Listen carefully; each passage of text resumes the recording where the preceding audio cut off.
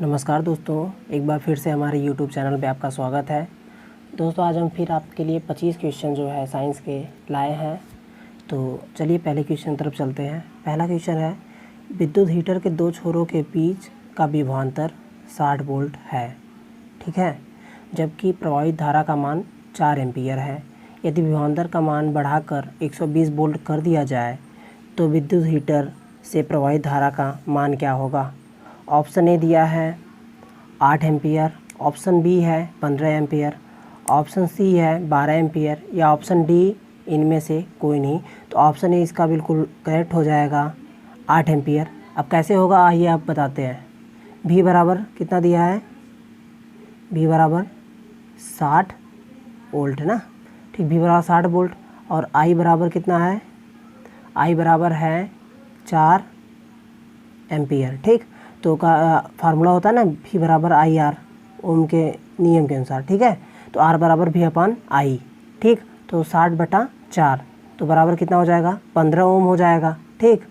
और जब विभवांतर का वोल्ट जो है 120 वोल्ट बढ़ाकर कर दिया जाएगा तो क्या होगा? आई बराबर V/R। तो वोल्ट कितना है, कितना बढ़ाया गया है? 120 वोल्ट, ठीक। और कितना रेजिस्टेंट है? आर कितना आ रहा है? 15 ओम। तो कितना हो जाएगा? 120/15 बराबर 8 एम्पियर, ठीक। आते हैं अगले क्वेश्चन तरफ। ये क्वेश्चन आप लोग सॉल्व करने की कोशिश करिएगा, भी बराबर आई आर से लगेगा, ठीक। आते हैं अगले क्वेश्चन तरफ। अगला क्वेश्चन है, गुरुत्वीय बल पृथ्वी तल से ऊंचाई बढ़ने पर कम हो जाता है। यह पृथ्वी तल के विभिन्न रेखाओं पर परिवर्तित होता है।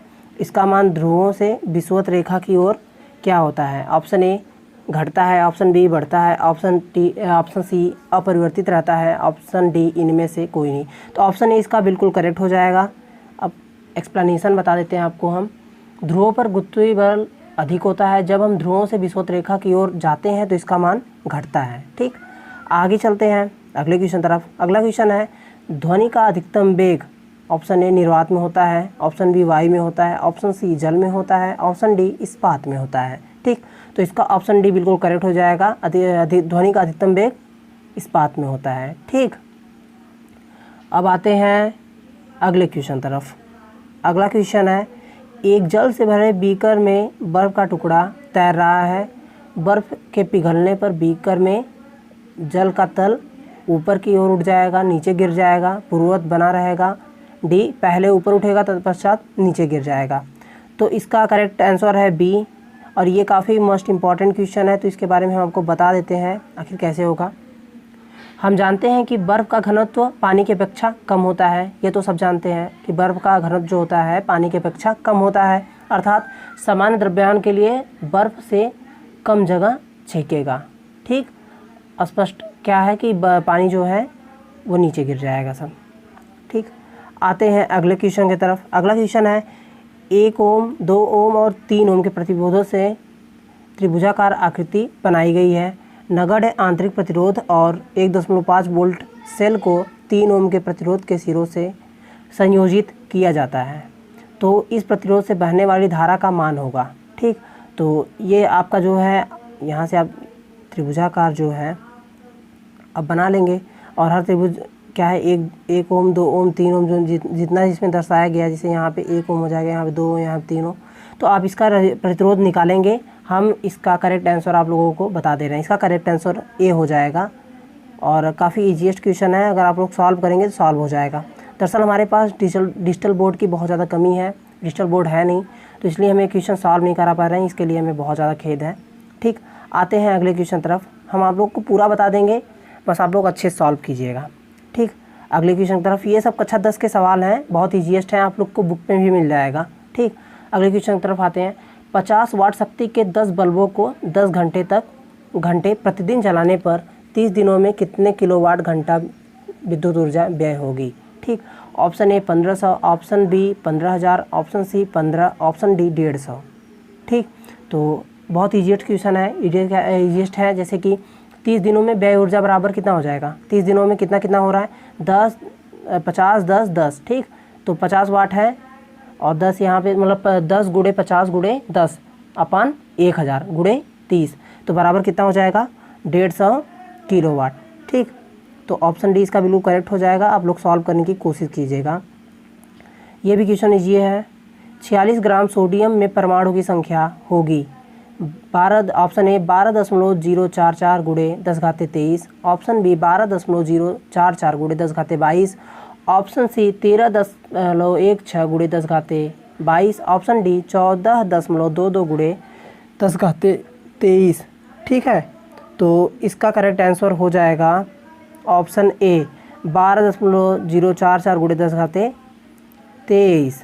ठीक, आते हैं अगले क्वेश्चन की तरफ। अगला क्वेश्चन क्या है, अल्कोहल तथा जल के मिश्रण से अल्कोहल को पृथक करने के लिए प्रयुक्त विधि है आसवन, ऑक्सीकरण, क्रिस्टलीकरण या विरंजन। तो काफ़ी सही विधि है। आसवन के द्वारा अलग किया जाता है। जैसे जब जहाँ पे मतलब अल्कोहल वगैरह बनता है, फॉर्म होता है, तो वहाँ पे जो अल्कोहल के वाष्प होते हैं उसे मतलब आश्रित कर लेते हैं, उसे मतलब अपने इकट्ठा करके वही अल्कोहल हो जाता है। ठीक है, तो जल से अल्कोहल अलग हो जाता है। जैसे ऊपर जो भापें नहीं होती, जैसे गुलाब जल वगैरह बनता है, तो वो भी आसवन विधि के द्वारा बनता है। ठीक, आसवन विधि मतलब जो ऊपर भाप निकलती है वही भाप को इकट्ठा कर लेना आसवन विधि है। ठीक, आते हैं अगले क्वेश्चन तरफ। अगला क्वेश्चन है, निम्न में से भौतिक परिवर्तन नहीं है, मोम का पिघलना, रबर का खींचना, भोजन का पचना, गेहूँ को पीसना। ठीक, तो ये भी एकदम ईजीएस्ट क्वेश्चन है। तो निम्नलिखित में से भौतिक परिवर्तन नहीं है, भोजन का पचना। भोजन पचना एक रासायनिक परिवर्तन होता है। आप देखते होंगे कि HCl कहीं स्रावित हो रहा है, कहीं जठररस स्रावित हो रहा है, कहीं अग्नाशय का कुछ कार्य आ जा रहा है, कहीं लीवर से कुछ कार्य हो रहा है, पित्तरस स्रावित हो रहा है। तो ये सब क्या हो गया, केमिकल वाला परिवर्तन है। ठीक, मोम का पिघलना, तो मोम अगर आप जला देंगे वो ऑटोमेटिक पिघलता रहेगा। तो रिएक्शन क्या है, ऑटोमेटिक। एक बार मोम फिजिकली आप जला दिए वो ऑटोमेटिक पिघल जाएगा। रबर खींच जाता है, गेहूँ को पीसना होता है तो चक्कियों का उपयोग किया जाता है, जो कि फिजिकल परिवर्तन है। ठीक, आते हैं अगले क्वेश्चन तरफ। अगला क्वेश्चन है, चांदी की वस्तुएं कुछ समय के पश्चात काली पड़ जाती हैं क्योंकि ऑप्शन ए सिल्वर नाइट्रेट बनता है, ऑप्शन बी सिल्वर ऑक्साइड बनता है, ऑप्शन सी सिल्वर क्लोराइड बनता है, ऑप्शन डी सल्फाइड बनता है। तो ऑप्शन डी इसका बिल्कुल करेक्ट हो जाएगा, सिल्वर सल्फाइड बनता है। और ये काफ़ी इंपॉर्टेंट क्वेश्चन है आप लोगों के लिए। ठीक, आते हैं अगले क्वेश्चन तरफ। अगला क्वेश्चन है, द्रव अवस्था में पाए जाने वाला अधातु है। ठीक, option A mercury, option B bromine, option C sodium, option D chlorine. ठीक, मरकरी मतलब पारा, Hg। ठीक, Hg। ठीक, लेकिन इसमें क्या कह रहा है, देखो मरकरी जो है वो पिघली हुई अवस्था में तो पाया जाता है, लेकिन वो एक धातु है। ठीक, आप क्वेश्चन को समझने की कोशिश करिएगा। और ब्रोमीन भी पिघली हुई अवस्था में पाया जाता है, लेकिन वह एक अधातु है। ठीक, तो ऑप्शन बी इसका बिल्कुल करेक्ट हो जाएगा। द्रव अवस्था में पाया जाने वाला अधातु है ब्रोमीन। ठीक, और द्रव अवस्था में पाए जाने वाला धातु कौन रहेगा, वो हो जाएगा तो मरकरी। ठीक, उम्मीद करते हैं ये आपको समझ में आया होगा। कंफ्यूज मत होइएगा, कंफ्यूज बिल्कुल मत होइएगा। अब आते हैं अगले क्वेश्चन तरफ। अगला क्वेश्चन है, बीटी बैगन ट्रांसजेनिक फसलों का एक उदाहरण है। इसमें बीटी को संदर्भित करता है जैव प्रौद्योगिकी, बी बैचिलस तपेदिक, सी बैचिलस थुरिंजेंसिस, डी बीटा कैरोटीन। तो ऑप्शन सी इसका बिल्कुल करेक्ट हो जाएगा। अगर आप BSc थर्ड ईयर में बायोटेक्नोलॉजी के कुछ पार्ट्स पढ़े होंगे या इंटर में ही आप अगर कुछ पार्ट्स पढ़े होंगे तो आपको पूरी तरह से क्लियर हो जाएगा। ठीक, आते हैं अगले क्वेश्चन तरफ। इसका मतलब बीटी का इसमें फुल फॉर्म पूछा है, सीधी सीधी बात है। आते हैं अगले क्वेश्चन तरफ। अगला क्वेश्चन है, एक सरल रेखा में गतिमान कण के वेग का समय के साथ परिवर्तन चित्र में दर्शाया गया है। ठीक, एक सरल रेखा है, उसके गतिमान एक कण है, उसका जो परिवर्तन, वेग का परिवर्तन वो दिखाया गया है, कभी बढ़ रहा है कभी घट रहा है। ठीक, चित्र में दर्शाया गया है। कण द्वारा 4 सेकंड में चली गई दूरी होगी। ठीक, तो इसे आप सॉल्व कर सकते हैं। हालांकि सॉल्व हम आपको पहले ही प्रॉब्लम बता चुके हैं। ठीक, तो इसका ऑप्शन बी बिल्कुल करेक्ट हो जाएगा, 55 मीटर। ठीक, आप इसे पूरी तरह से सॉल्व कर सकते हैं, कोई दिक्कत नहीं है। और काफ़ी ईजीएस्ट क्वेश्चन भी है, अगर आप सॉल्व करना चाहें तो सॉल्व बढ़िया से कर सकते हैं। जैसे गति का नियम है, ठीक, तो गति के नियम के हिसाब से आप करिए अच्छे से, ये आंसर आ जाएगा इसका। ठीक, इसमें गति का नियम लागू होगा। आगे चलते हैं अगले क्वेश्चन तरफ। नियम बता दे रहे हैं आपको, आप अपने हिसाब से हल कर लीजिएगा। यदि दो समांतर समतल दर्पण एक दूसरे से 40 सेंटीमीटर के अंतराल पर रखे हों तो इनके बीच रखी एक मोमबत्ती के प्रतिबिंब बनेंगे। ए अनंत पर, बी 1, सी 2, डी प्रतिबिंब नहीं बनेगा। ठीक, तो ऑप्शन ए इनका करेक्ट हो जाएगा। ऑप्शन ए क्या होगा, अनंत पर बनेगा। आपको बता दें कि इस टाइप के क्वेश्चन, दर्पण संबंधित क्वेश्चन आप लोग को हम हर सीरीज में बोल रहे हैं कि ये क्वेश्चन बहुत इंपॉर्टेंट है, आप लोग ये क्वेश्चन ज़रूर पढ़िए। ठीक, तो ये क्वेश्चन काफ़ी इंपॉर्टेंट था। आगे चलते हैं अगले क्वेश्चन की तरफ। अगला क्वेश्चन है, इंद्रधनुष का बनना वायुमंडल में जल की बूंदों द्वारा प्रकाश का क्या है? विक्षेपण है, विकिरण है, पूर्ण आंतरिक परावर्तन है। विक्षेपण व पूर्ण आंतरिक परावर्तन दोनों है। ठीक, तो ऑप्शन सी इसका बिल्कुल करेक्ट हो जाएगा, पूर्ण आंतरिक परावर्तन है इंद्रधनुष का बनना। ये भी इम्पॉर्टेंट क्वेश्चन है, पिछले सीरीज में आपको मिल भी गया था। ठीक, और जो इम्पॉर्टेंट बोल रहे हैं वो इम्पॉर्टेंट है और पूछा भी जा सकता है क्योंकि रिपीटेड क्वेश्चन है। ठीक, आते हैं अगले क्वेश्चन पे। अगला क्वेश्चन है, किसी नाभिक का आवेश तथा द्रव्यमान निर्भर करता है केवल प्रोटॉन पर, केवल न्यूट्रॉन पर, प्रोटॉन तथा न्यूट्रॉन दोनों पर, या तो इलेक्ट्रॉन पर। ठीक है, तो ये क्वेश्चन बिल्कुल इजीएस्ट है, इसका ऑप्शन सी बिल्कुल करेक्ट हो जाएगा। प्रोटॉन तथा न्यूट्रॉन दोनों पर क्या होता है, नाभिक का आवेश तथा द्रव्यमान निर्भर करता है। ठीक है, तो आते हैं अगले क्वेश्चन तरफ। तो अगला क्वेश्चन है, 0.1 मोल कार्बन परमाणु में परमाणुओं की संख्या है 6.022 गुणे 10⁻23, बी 6.022 गुणे 10⁻22, सी 6.022 गुणे 10⁻24, डी 60.22 गुणे 10⁻21। तो ऑप्शन बी इसका बिल्कुल करेक्ट हो जाएगा। ऑप्शन बी इसका बिल्कुल करेक्ट हो जाएगा, 6.022 गुणे 10⁻22।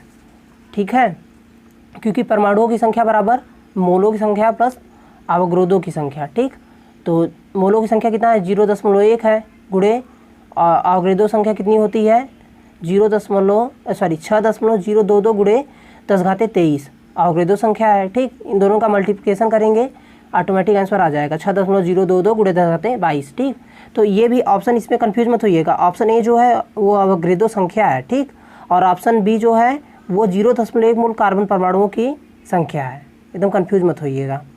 आते हैं अगले क्वेश्चन तरफ। अगला क्वेश्चन आपके सामने आ रहा है, स्टेनलेस स्टील, आयरन, कार्बन तथा option A chromium, option B nickel, option C chromium तथा निकिल, ऑप्शन डी कॉपर तथा सिल्वर। तो ऑप्शन सी इसका बिल्कुल करेक्ट हो जाएगा, क्रोमियम तथा निकिल। अगर आप हमारे पुराने वीडियोस नहीं देखे हैं तो डिस्क्रिप्शन बॉक्स में मैंने लिंक दे रखा है, आप लोग देख लीजिए। मैंने प्लेलिस्ट बनाई है तो उसे आप सेव भी कर सकते हैं। और ये क्वेश्चन जो है मैंने ऑलरेडी आपको पुराने सीरीज़ में बताया भी है और बहुत इंपॉर्टेंट है। ये आज भी मैं बोल रहा हूँ कि बहुत इंपॉर्टेंट है और बहुत ज़्यादा रिपीटेड क्वेश्चन भी है। ठीक, आते हैं अगले क्वेश्चन तरफ। अगला क्वेश्चन है, 15 इलेक्ट्रॉन तथा 31 द्रव्यमान संख्या वाले परमाणु के नाभिक में न्यूट्रॉनों की संख्या होगी। ठीक, तो क्या option A 31, option B 16, option C 46 या ऑप्शन डी 15।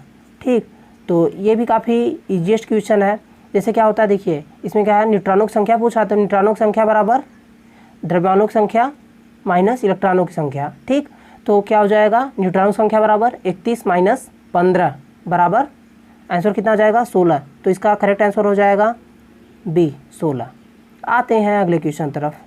अगला क्वेश्चन है, निम्नलिखित में से प्रबल क्षार है, MgOH का होल थ्रायस, CaOH का होल थ्रायस, KOH का होल थ्रायस या NH4OH।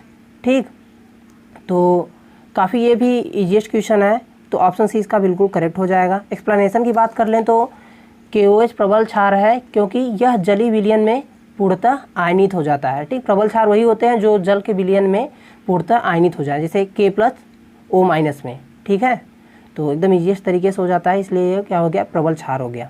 आते हैं अगले क्वेश्चन तरफ। अगला क्वेश्चन है, हृदय की प्रथम ध्वनि किसके बंद होने के दौरान उत्पन्न होती है? बायोलॉजी वाले बच्चे आराम से ये क्वेश्चन कर लेंगे। ऑप्शन ए युष्टकी कपाट, ऑप्शन बी साइनस कपाट, ऑप्शन सी अर्धचंद्र कपाट, ऑप्शन डी अलिंद निलय कपाट। तो ऑप्शन डी इसका बिल्कुल करेक्ट हो जाएगा, अलिंद निलय कपाट। ठीक, आते हैं अगले क्वेश्चन तरफ। अगला क्वेश्चन है, केंद्रक युक्त लाल रुधिर कणिकाएं किसमें उपस्थित होती है? मानव भ्रूण में, बी खरगोश और लामा में, सी ए और बी दोनों में, डी खरगोश में। तो केंद्रक युक्त कोशिकाएं जो लाल रुधिर कणिकाएं होती हैं वो ऊंट और लामा में प्रेजेंट होती हैं। ठीक, तो ऑप्शन बी इसका बिल्कुल करेक्ट हो जाएगा। और ये इंपॉर्टेंट क्वेश्चन है बहुत ज़्यादा, चाहे आप बीएड की तैयारी कर रहे हैं, चाहे आप कोई भी तैयारी कर रहे हैं, अगर उसमें बायोलॉजी क्वेश्चन आते हैं तो ये क्वेश्चन बहुत इंपॉर्टेंट हो सकता है। आते हैं अगले क्वेश्चन तरफ। अगला क्वेश्चन है, निम्न में से कौन सा पश्च मस्तिष्क का भाग नहीं है? Option A thalamus, option B निम्न मस्तिष्क, option C pons, option D medulla. Option A इसका बिल्कुल करेक्ट हो जाएगा। थैलमस जो है मस्तिष्क का पश्च भाग नहीं है। ठीक है, तो उम्मीद करते हैं आप लोगों को क्वेश्चन काफ़ी अच्छा समझ में आ रहा होगा। ठीक है, पश्च मस्तिष्क, निम्न मस्तिष्क, पोन्स तथा मेडुला का बना होता है, जबकि थैलमस अग्र मस्तिष्क में पाया जाता है। ठीक है, तो थैलमस जो होता है वो अग्र मस्तिष्क में पाया जाता है, और जो है निम्न मस्तिष्क, पोन्स और मेडुला जो है पश्च मस्तिष्क के भाग हैं। आगे चलते हैं अगले क्वेश्चन तरफ। अगला क्वेश्चन है, अनुवांशिक कूट में कूट शब्द के लिए कितने शब्द होते हैं? ऐसे जेनेटिक कोड होते हैं ना, जेनेटिक कोड मेनली तीन होते हैं, तीन जो रहते हैं टीआरएनए पे रहते हैं, और यही अच्छे अच्छे प्रोटीन्स को कोड करते हैं। तो इसमें क्या हो जाएगा? Option C 3। ठीक, अब आते हैं अगले क्वेश्चन तरफ। अगला क्वेश्चन है, उस जानवर का नाम बताइए जो बाह्य व आंतरिक कंकाल रखता है। ऑप्शन ए मेढक, ऑप्शन बी कछुआ, option C jellyfish, option D सीपी। तो ऑप्शन बी इसका बिल्कुल करेक्ट हो जाएगा। कछुआ ही है जो बाह्य व आंतरिक कंकाल रखता है दिए गए ऑप्शन में। ठीक है, तो उम्मीद करते हैं ये वीडियो आपको अच्छी लगी होगी, और थोड़े न्यूमेरिकल्स जो थे वो आप लोग सॉल्व कर लेंगे, उम्मीद करते हैं। और अगर चैनल अभी तक सब्सक्राइब नहीं किए हैं तो चैनल को सब्सक्राइब कीजिए। और ये पूरी प्लेलिस्ट मैंने स्टार्ट कर रखी है, तो आप लोग हमारे प्लेलिस्ट वाले ऑप्शन में जाके ये पूरी प्लेलिस्ट देख सकते हैं। पार्ट 1, पार्ट 2, पार्ट 3, ये पार्ट 4 है। ठीक, थैंक यू वेरी मच।